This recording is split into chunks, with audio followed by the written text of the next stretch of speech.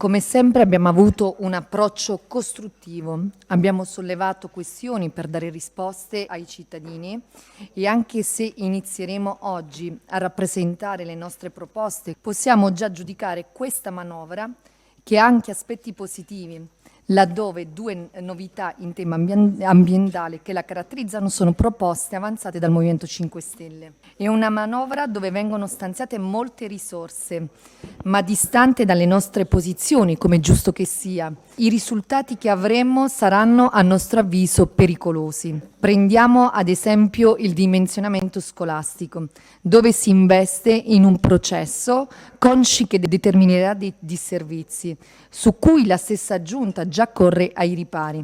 L'assessore sta dando seguito a un decreto interministeriale del 6 agosto scorso, l'ho detto già in commissione, sta andando dritta come un treno quando alcune regioni hanno espresso resistenza per una espressa ripeto questa parola, scelta politica. Non ci può trovare d'accordo l'accorpamento di istituti trincerandosi dietro i numeri del calo demografico.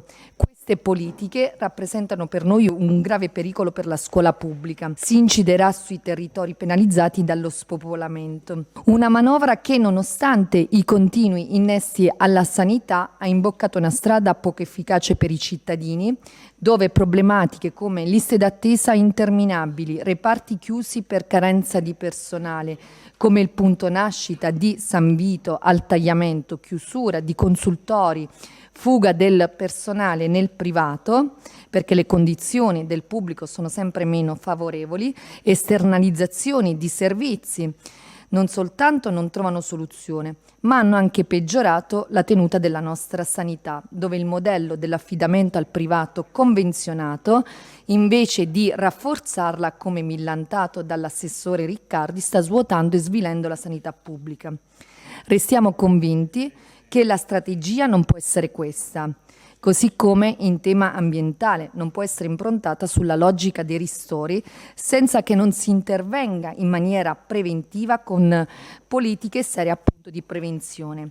Ieri è emerso a tal proposito l'annoso problema del tagliamento e ancora dopo 60 anni ci troviamo a parlarne, a discuterne su possibili soluzioni per impedire che rappresenti un pericolo a seguito delle alluvioni sempre più frequenti.